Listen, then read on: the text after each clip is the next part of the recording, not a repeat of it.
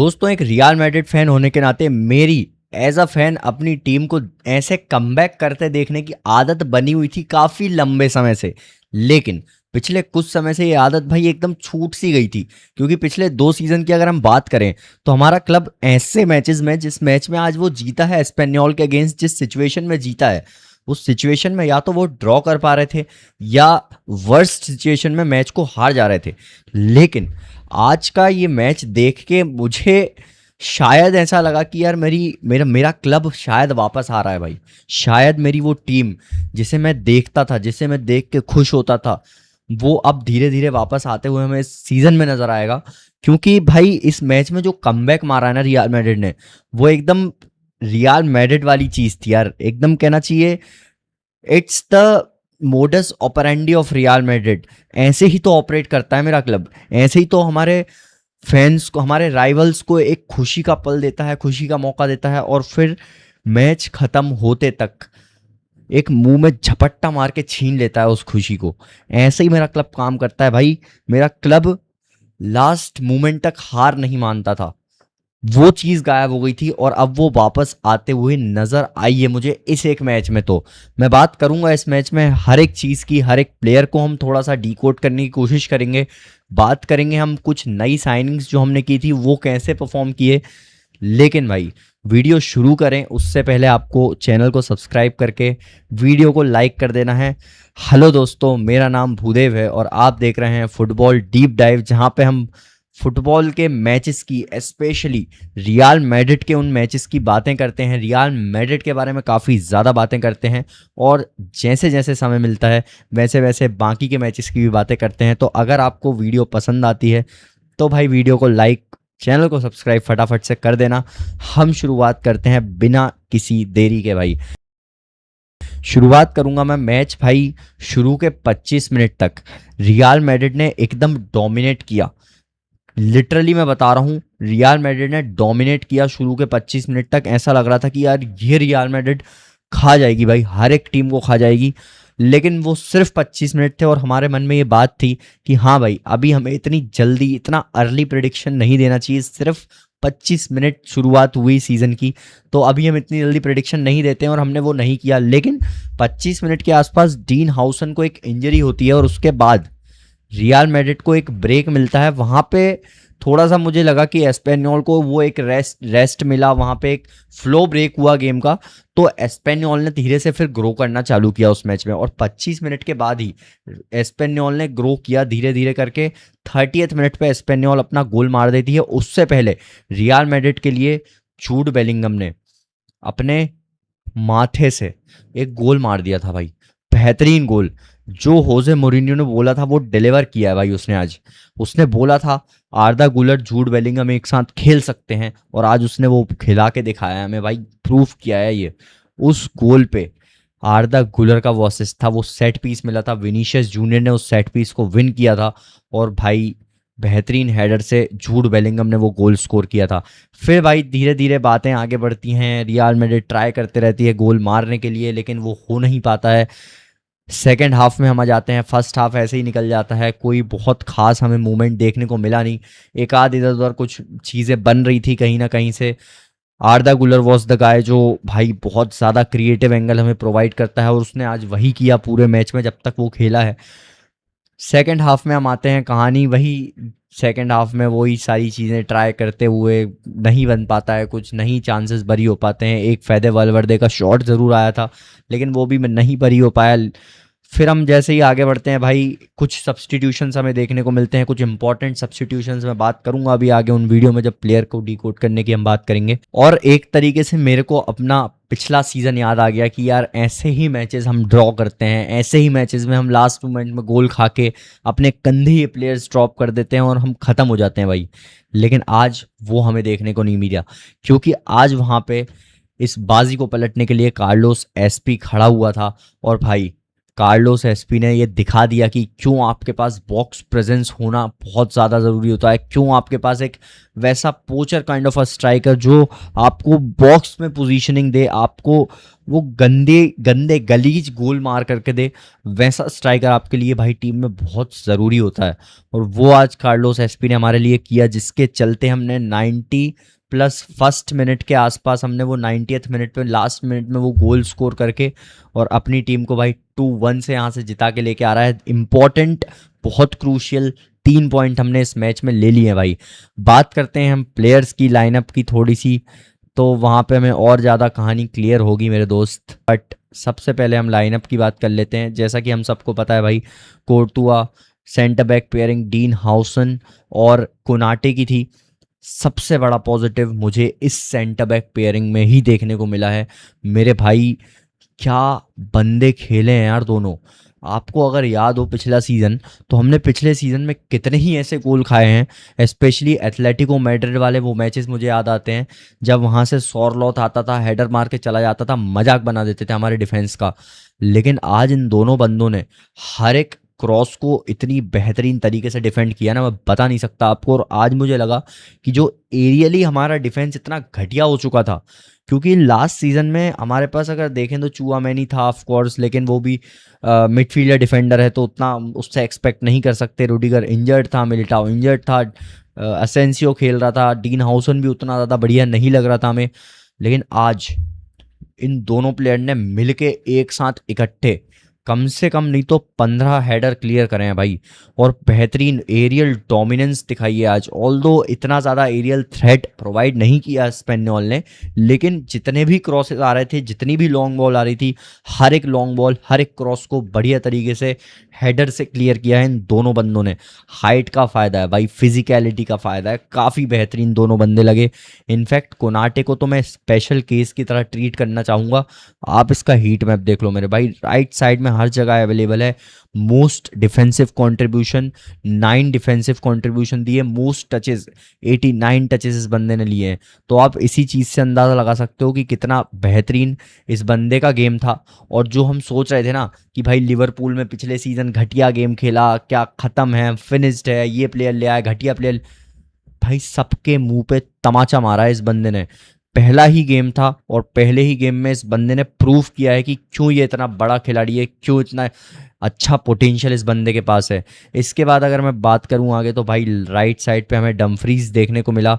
Of course Dumfries थोड़ा सा higher up position कर रहा था अपने आप को एट टाइम्स, वो हमें उस राइट फ्लैंक पे, क्योंकि आर्दा गुलर कभी कभी हमें इनसाइड टक इन होता हुआ नज़र आ रहा था, इसलिए डमफ्रीज वो विथ को स्ट्रेच कर रहा था वहाँ पे। क्योंकि आर्दा गुलर इनिशियल पोजीशन अगर आप उसकी देखो तो राइट फ्लैंक पे थी, लेकिन आर्दा गुलर का वो फ्री फ्लोइंग वाला गेम चल रहा था, वो हर जगह पे आपको अवेलेबल मिल रहा था। बात करेंगे उसकी अभी। लेकिन डमफ्रीज काफ़ी बढ़िया भाई, डिफेंडिंग, अटैक वाइज रन्स भी बना रहा था, बढ़िया तरीके से बॉल रिसीव कर रहा था। एक मुझे थोड़ी सी मतलब कहना चाहिए कमी कह सकते हैं वो लगी कि भाई डमफ्रीज ना मतलब जो बॉल्स उसे मिल रही थी उनको प्रॉपरली कट इन नहीं कर पा रहा था। कटबैक मारता वहाँ पे 1-2 बॉल उसे मिली थी, बट ठीक है, वो चीज़ धीरे धीरे करके आएगी, या अनबैलेंस बॉडी हो जा रही थी उसकी, जो भी चीज़ है, बट वो चीज़ धीरे धीरे आएगी। उसके बारे में हम उतना ज़्यादा मतलब कंसर्निंग टॉपिक नहीं है। बट भाई लेफ्ट साइड में अगेन अल्वारो करेरास का भी बहुत बढ़िया गेम रहा, 48 टचेस इसके रहे एंड 3 डिफेंसिव कंट्रीब्यूशन। अगेन ये बंदा भी थोड़ा सा हायर अप ही चढ़ के खेल रहा था, अटैक में थोड़ा सा मदद करने की कोशिश कर रहा था, एट टाइम्स बॉल लेके अंदर साइड ड्रिफ्ट हो रहा था, मिडफील्ड की तरफ ड्रिफ्ट हो रहा था, तो वो एक चीज़ करेरास की हमें देखने को मिली। बाकी हमारे डबल पिवट में भाई वलवर्दे और बर्नार्डो सिल्वा। वलवर्दे का अगेन अच्छा गेम था, लेकिन एक गलती इससे हुई, वो जो पहला गोल पड़ा भाई, वो वालवर्दे की गलती थोड़ी सी मैं कहूँगा, क्योंकि वो जो बंदा खाली था, आप ये स्क्रीनशॉट में देख सकते हो, जहाँ से उस बंदे ने गोल मारा, फेदे वालवर्दे उसके जस्ट पीछे खड़ा था। अगर वो चाहता तो उस बंदे को मार्क करके वो गोल रोक सकता था। बट ठीक है यार, नया रोल है फेदे वालवर्दे के लिए, मैं कहूँगा एक डीएम के रोल में खेल रहा है। मोस्ट ऑफ द टाइम वो राइट फ्लैंक पे हमें खेल के और आग लगाता हुआ नज़र आता था, लेकिन अब क्योंकि वो एक डीएम की पोजीशन पर खेल रहा है तो थोड़ा सा टाइम लगेगा उसे अडाप्ट करने में। बाकी भाई हीट में अब आप देख सकते हो उस मिडफील्ड रोल में भाई हर जगह अवेलेबल है ये बंदा यार। इसके वर्क रेट में कमी नहीं आएगी भाई कभी, ये बंदा कभी वर्क रेट में ड्रॉप नहीं आएगा इसके, चाहे ये कहीं हो। 6 डिफेंसिव कॉन्ट्रीब्यूशंस इसने दे रखे हैं भाई, ये बंदा ना कहीं भी खिला लो इसको, इसके वर्क रेट में कोई कमी नहीं आएगी। या मॉन्स्टर है भाई मॉन्स्टर। एक अटेम्प्ट भी लिया था, पोल से टकरा के बाहर चली गई ऑल वो, लेकिन ठीक है, बढ़िया गेम फेदे वलवर्दे का। बर्नार्डो सिल्वा का मैं कहूँगा भाई, इस बंदे की भी मैं बात करना चाहूँगा क्योंकि इसका भी बहुत बढ़िया गेम रहा है। 4 डिफेंसिव कंट्रीब्यूशन, एक चांस क्रिएट किया है इसने। लेकिन इससे भी ज़्यादा इम्पोर्टेंट पता है क्या, वो आपको एट टाइम्स उस डिफेंस लाइन में एज अ थर्ड बैक की तरह खेलता हुआ नज़र आ रहा था। और वहाँ से जो बॉल डिस्ट्रीब्यूशन है, जो जो वैरायटी ऑफ बॉल्स ये फेंक सकता है ना, उसके चलते ये बंदा काफ़ी इंपॉर्टेंट रोल प्ले करने वाला है इस सीज़न में रियल मैड्रिड के लिए। और एक और इम्पॉर्टेंट चीज़, बहुत ज़्यादा कंसिस्टेंट है ये बंदा, इंजर्ड नहीं होता है।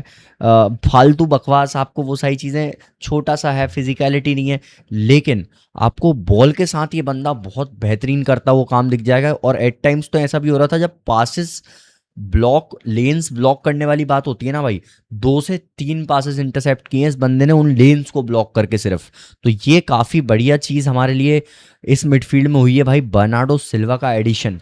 ऑल्दो अभी कुछ इंप्रूवमेंट की ज़रूरत है मिडफील्ड में, लेकिन आज मुझे जो देखने को मिला भाई उसके हिसाब से तो मैं टॉप क्वालिटी गेम है यार, सभी प्लेयर्स का टॉप क्वालिटी गेम। एक लौता प्लेयर जो मुझे अच्छा नहीं लगा वो विनीशियस जूनियर था, बात कर रहे हैं हम अभी उसकी। ये हमारी फ्रंट फोर थी भाई, आर्दा गुलर, जैसा कि हम सब ने बोला था आर्दा गुलर भाई राइट साइड में हमें खेलता हुआ नज़र आ सकता है, और ऐसे ही जूड बेलिंगम और आर्दा गुलर खेलते हुए नजर आएंगे। Top quality best player on the pitch for real Madrid, आर्दा गुलर। मेरे भाई इस बंदे ने ना लिटरली मैं बता रहा हूँ, आई मीन क्रेजी भाई crazy. Look at the heat map यार, 61 टचेस, 7 चांसेस क्रिएट किए हैं इस बंदे ने, 7 chances. I mean through ball निकाल दे रहा है, मिडफील्ड में आके ड्रॉप करके वहां से बॉल कंडक्ट करने की कोशिश कर रहा है भाई, व्हाट नॉट, हर हर काम करने की कोशिश कर रहा था ये बंदा। एट टाइम्स थोड़ा सा सेंट्रल एरियाज में हमें आप आके ऑपरेट करता हुआ नज़र आ रहा है, फिर राइट फ्लैंक पे जाके वहाँ से बॉलें निकाल रहा है। और वो जो असिस्ट, बेहतरीन जो सेट पीस लिया था जिससे जूड बेलिंगम ने गोल मारा, एवरीथिंग वाज टॉप नॉच। आर्दा गुलर भाई, इस बंदे का जो रिडेम्पशन हो रहा है ना होजे मोरिनियो के अंदर, आई कैन नॉट भाई, I have no words, I have no freaking words for this guy यार। Top quality football from Arda Guler. Jude Bellingham again, physicality, that जो रन्स ये बनाता है वो बंदा, लेफ्ट फ्लैंक पे हमें थोड़ा सा ड्रिफ्ट करता हुआ नज़र आ रहा था, वहाँ से प्लेयर को बॉडी पे रख के भागना, बॉल लेके भाई मल्टीपल टाइम्स। और ऐसा नहीं कि एक बार कर दिया फिर खड़ा हो गया, एक बार लेके गया, बॉल छूट गई, फिर बॉल के लिए पीछे भागा, डिफेंड करने के लिए भागा, फिर वहाँ से बॉल रिसाइकल करके फिर भागा। आई मीन भाई, शिलाजीत का ब्रांड एम्बेसडर बना दो इसको, जापानी तेल का ब्रांड एम्बेसडर बना दो इसको मेरे भाई। ये बंदा पता नहीं भाई क्या क्या पिछले जन्म में घोड़ा था, पता नहीं कौन सी ये दवाई खाता है, चने खाता है घोड़े वाले भाई। घोड़ा ही है यार, घोड़ा है भाई ये, भागता ही रहता है भाई, मानता ही नहीं है, रुकता ही नहीं है।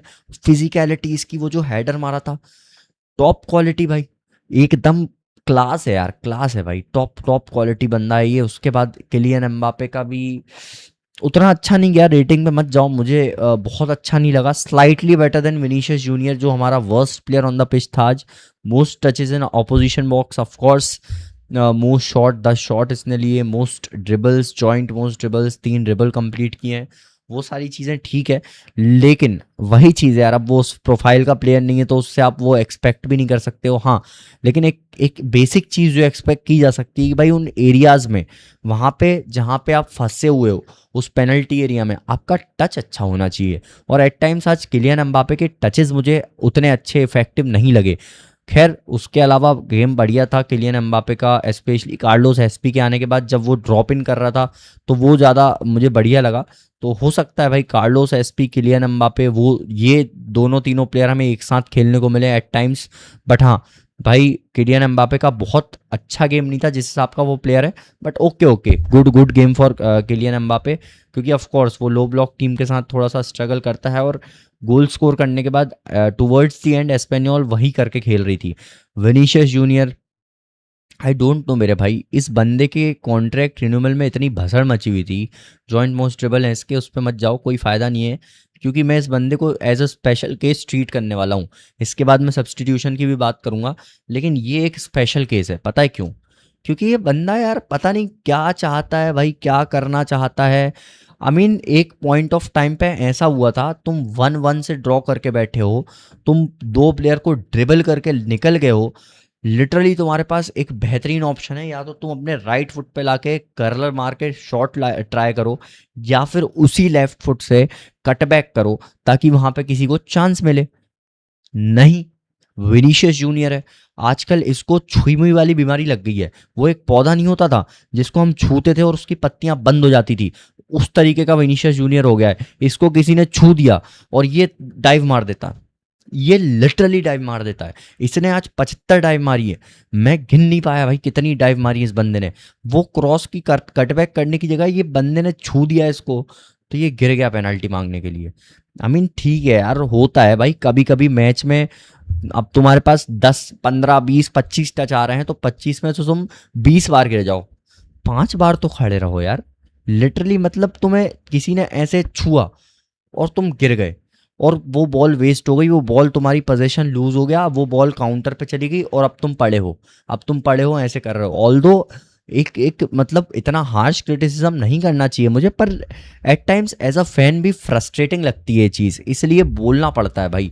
चाहते नहीं है कि भाई एक ही पहला ही मैच है और इतना ज़्यादा तुम क्रिटिसाइज कर दो किसी प्लेयर को, वो नहीं इच्छा होती है। लेकिन at the end of the day भाई एज अ फैन भी फ्रस्ट्रेटिंग लगती है ये चीज़ कि हर बॉल पे तुम गिरी जा रहे हो बस, और फिर ख़त्म है कहानी, गिर गए ख़त्म है। मतलब वो लेफ्ट फ्लैंक ख़त्म लग रही थी मुझे भाई। विनीशियस खुद के लिए जो कर ले रहा था, ड्रिबल कर रहा था सारी चीज़ें, लेकिन टीम के लिए zero output for the team. Although एक आध बार ऐसा हुआ कि भाई वो नीचे उतर के डिफेंडिंग कर रहा है, लड़ झगड़ रहा है, बट वो भी खुद के लिए, खुद की प्राइड प्रोटेक्ट करने के लिए, क्योंकि आपको उस प्लेयर ने एक बार मार दिया था तो आप उससे बदला लेने के लिए वहाँ पे आपको शोल्डर बार्ज कर रहे हो, उससे बॉल छुड़ा रहे हो, फिर ऐसे खड़े हो जा रहे हो। वो सारी चीज़ें अच्छी लगती हैं एट टाइम्स, लेकिन हर बार बेकार लगती हैं। तो थोड़ी सी इस चीज़ में सुधार की ज़रूरत है। मे बी होजे मोरिनियो समझाएगा, थोड़ा बोलेगा यार कि हर बार गिरना ज़रूरी नहीं है। बाकी भाई हम आगे बढ़ें अपने सब्सटीट्यूशंस पे। तो सब्सटीट्यूशंस भी भाई टॉप टॉप क्वालिटी सब्सटीट्यूशंस यार। मार्क कुकुरेया तुम्हारा सब्सटीट्यूट होके आ रहा है, और क्या चाहिए भाई तुम्हें। और सब्सटीट्यूट होके भी इस बंदे ने आके दिखाया कि भाई ये बंदा स्टार्टिंग पोजीशन क्यों डिजर्व करता है। और यही बात है जो होजे मोरिनियो ने बोली है कि भाई आपको फाइट करना पड़ेगा इस टीम में पोजीशन के लिए। ऐसा नहीं होगा कि तुम्हारा कुकुरेया नाम है, तुम्हारा एम्बापू नाम है तो तुम सीधा टीम में आओगे। फाइट करो, नाम बनाओ और फिर टीम में आओ।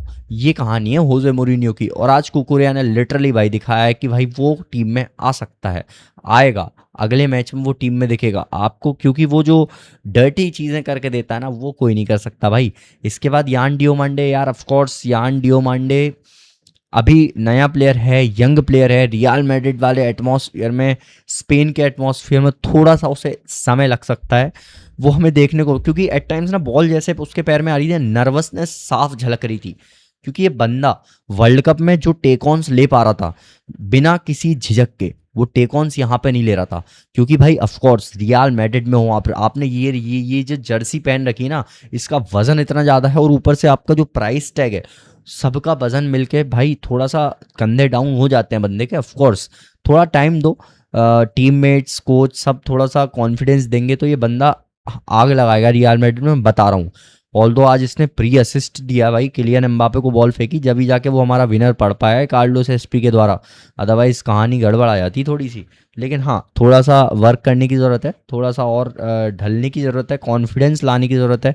वो आएगा धीरे धीरे भाई, जैसे जैसे खेलेगा और ज़्यादा गेम टाइम मिलेगा तो वो सारी चीज़ें इंप्रूव होंगी, उसमें कोई इतना ज़्यादा कंसर्निंग नहीं है। लेकिन एक चीज़ मुझे बेहतरीन लगी डियोमांडे की, कि भाई बॉल के साथ बेशक उससे कुछ नहीं हो पा रहा था, लेकिन विदाउट द बॉल प्रेसिंग करना हो, बॉल छुड़ाने के लिए जाना हो, ड्रॉप करना हो, वो सारी चीज़ें बेहतरीन तरीके से कर रहा था। तो एक इंटेंट दिख रहा है क्लियरली, ये बोलूँ अगर मैं तो।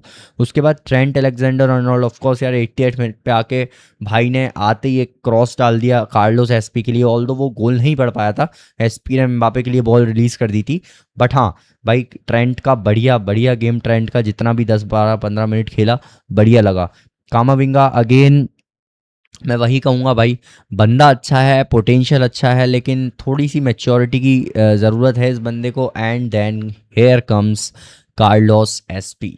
मेरे भाई कार्लोस एसपी ना इस टीम में होसेलू वाला काम करेगा, उससे भी एक स्टेप ऊपर वाला काम करेगा ये बंदा। मैं बता रहा हूँ, हमने कुकुरेया साइन किया, कोनाटे साइन किया, डम्फ्रीज साइन किया, बड़े बड़े नाम साइन कर लिए, बर्नार्डो सिल्वा साइन, लेकिन इस सीज़न में मार्क माय वर्ड्स, सेव कर लो इस वीडियो को, इस सीज़न में कार्लोस एसपी आपके लिए बहुत ही ज़्यादा क्रूशियल, बहुत ही ज़्यादा इंपॉर्टेंट प्लेयर साबित होने वाला है। क्योंकि आपके पास इकलौती प्रोफाइल है उस टाइप की। क्योंकि भाई किलियन एम्बापे नहीं है, आप सर पटक लो, आप मुंडवा लो, सर कुछ कर लो, किलियन एम्बापे नहीं है जो आपको गोल वहाँ पे बॉक्स में प्रेजेंस देगा या हेडर मारेगा या लो ब्लॉक टीम के अगेंस्ट आपको वो सारी चीज़। कार्लोस एसपी वो काम करके देगा, आज उसने वही काम किया है। किलियन एम्बापे लड़खड़ाया, पेस का यूज़ किया, बॉल लेके गया जैसे तैसे, गोलकीपर एस्पेन्योल का कंफ्यूज है अब। कार्लोस एसपी इधर है, एम्बापे इधर है, गोलकीपर यहाँ सामने देख रहा है किसके पास बॉल जाएगी। एम्बापे ऐसा गया, कार्लोस एसपी ने सामने से बॉल ले गया और फिनिश, खत्म। सब कंफ्यूज है, हुआ क्या किसी को पता नहीं चला। यही होता है जब आपके पास एक प्रॉपर नंबर 9, प्रॉपर एक स्ट्राइकर वाला माइंडसेट वाला प्लेयर होता है। भाई वो उसको कुछ नहीं करना, उसको बॉल दिख रही है वो बॉल लेगा और सीधे नेट में डालने की सोचेगा। वो नहीं सोचेगा कि मैं 4 प्लेयर बना लूँ, मैं 2 प्लेयर ड्रिबल पास कर लूँ, मैं ऐसा कर लूँ, मैं वैसा कर लूँ, कुछ नहीं। उसको सीधी सामने बॉल दिख रही है, वो उठाएगा, बॉल को नेट में डाल देगा। ये कहानी है, और यही आज बहुत बढ़िया तरीके से कार्लोस एसपी ने करके हमारी टीम को 2-1 से इस मैच को जिताया। ऑल्दो थोड़े से कंसर्न्स हमें लगे अबाउट विनीशियस, हमने बात करी। उसके बाद फैदे वलवर्दे उस रोल में कितना जल्दी जेलअप कर पाएगा, कितना जल्दी वहाँ पे खेल पाएगा अच्छी तरीके से, या फिर वो वहाँ पे सेटअप हो भी पाएगा या नहीं हो पाएगा।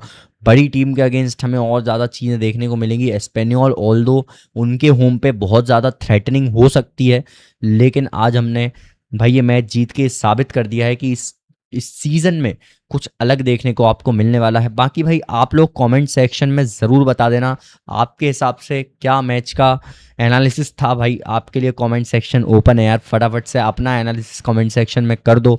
और अगर वीडियो पसंद आई है तो भाई लाइक करके चैनल सब्सक्राइब कर लेना। आपको ऐसी वीडियोस रियल मैड्रिड से रिलेटेड मिलती रहेंगी, और किसी और क्लब से रिलेटेड वीडियोस आपको चाहिए तो भाई आप वो भी कमेंट करके बता दो, आपके लिए उसके लिए भी कमेंट सेक्शन खुला हुआ है।